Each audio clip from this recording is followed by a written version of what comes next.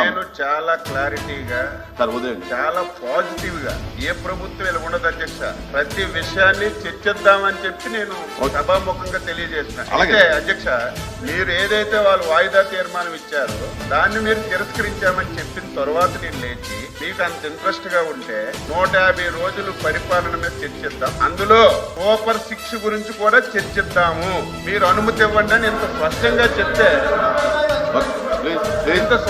చెప్తే ఇంకేముంది, ఇందులో అనుమానం ఏమైనా ఉందా? మీరు మాట్లాడండి, 150 రోజుల మీద చర్చ పెడదాం, వచ్చిన వాయిదా పెట్టండి, దాని మీద మీరు సూపర్ 6 లో మాట్లాడండి.